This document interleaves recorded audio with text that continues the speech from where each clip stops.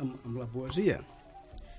I d'alguna manera jo sí que voldria tornar a parlar una mica del llibre de haiku de Núria Queraltó i Villar, però també volia explicar doncs, que els haikus que ella fa, evidentment, s'ha de conèixer la persona, perquè ajuda molt més a entendre el significat dels seus versos, la intencionalitat dels seus versos, les vivències i també tot allò que impulsa a la creativitat. I per fer un haiku hi ha d'haver també tot allò viscut. I el seu llibre diu, ella mateixa, com aquell qui diu, es presenta i ens diu que va néixer a Barcelona l'any 64. Des de petita, diu, em vaig sentir captivada per la lectura i ben aviat vaig començar a escriure contes i poemes. Als 11 anys, el meu pare em va donar la seva vella càmera de fotos on trobaria una nova font d'experimentació i d'expressió. Aquestes tres passions, la lectura, l'escriptura i la fotografia, ja no em deixarien mai més. I a través d'elles, la recerca del sentit. El 1992, després de viure gairebé 2 anys com a cooperant en un barri marginal de la República Dominicana, vaig sentir clarament que davant les situacions d'injustícia, l'única opció on podia trobar sentit era la lluita a favor de la vida. Es pot lluitar contra la injustícia o a favor de la justícia. D'entrada, podria semblar el mateix, però es parteix de dues perspectives ben diferents. Les lluites en contra generen ressentiment. Les lluites a favor, en canvi, generen creativitat. I la creativitat sempre connecta amb la vida. Des d'aquesta experiència vital em vaig sentir motivada a estudiar treball social i exercir aquesta professió en diferents àmbits.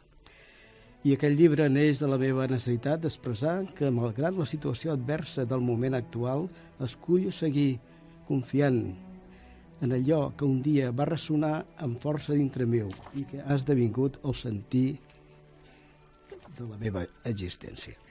Doncs bé, aquesta seria la petita presentació del seu llibre i diria que és molt sentit i també per entendre una mica doncs, tots els haikus potser algun dia hauríem de portar aquí doncs,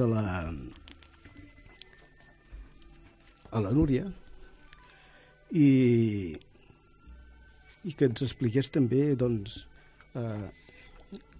el que ella ha sentit a l'hora de fer els haikus.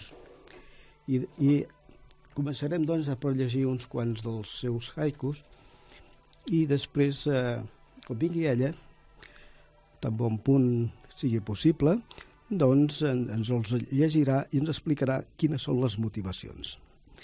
Començaré per aquest que parla d'un gat. Hi ha un gat descansant, sembla un gat d'aquests de Montgat, que són molt macos, i aquest té uns ulls preciosos. I diu, el gat em mira, m'hipnotitza amb 2 dards, verds com maragdes.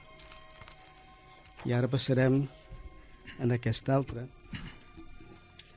que potser no ho he dit, però el llibre és de fotografia i haiku, vol dir que és fotohaiku.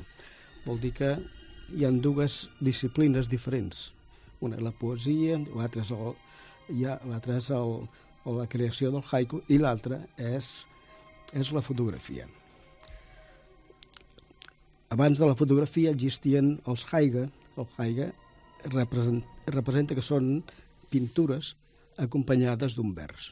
Doncs això seria al revés. Bueno, no al revés, seria diferent. O sigui, el haiga ha quedat una mica desfasat pel temps i la tècnica, i en aquest moment són fotografies, són fotohaikus. I aquestes boniques fotografies, doncs, hi ha escrit entre un d'ells, són aquestes vivències viscudes. El foc sempre guarda un record nostàlgic i de vegades romàntic.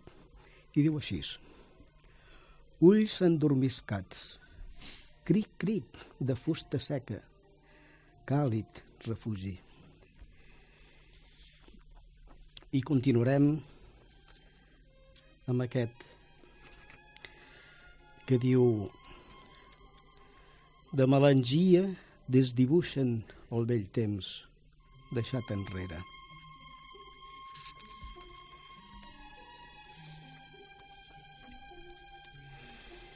I pels que heu estat doncs, per la banda de Tortosa i heu vist els arrossars, heu vist la part de Castelló, la part de València, aquestes fotos són precioses i veus els camps anegats i veus les cabanes pròpies dels arrossars i ha fet aquest poema que diu així, aquest haiku que diu així: amplis arrossars abriguen de corrandes el pas foraster. I acabarem aquest altre que diu,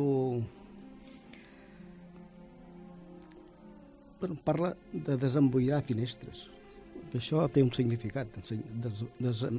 Desemboirar finestres és com desemboirar la nostra ment, les nostres preocupacions, veure el cel llunyà, en perspectiva, en profunditat, un cel blau que fa que el cor vegi les coses d'una altra manera i el sentiment ajudi a veure-ho també d'una altra manera, especialment amb les coses positives. I diu així: esborra la por desemboirant finestres el sol del matí. I bé, ara m'he engrescat i ara en faré un altre. Que diu així: el dia s'esmuny acaronant teulades blanques de repòs. I fins aquí, doncs, el llibre de Mirada de haiku de Núria Queraltó Villar, de l'edicions Témenos, i que podreu comprar ara que vindrà el Sant Jordi, perquè és un llibre que, com aquell que diu, encara deixa de tinta, O sigui que acaba de sortir al mercat i, com que és un haiku conreat en català i d'això n'hi ha ben poc, us recomano que l'adquiriu. Ho podreu tenir perquè és de molt bona edició, farà molt goig també a casa vostra i el contingut és preciós.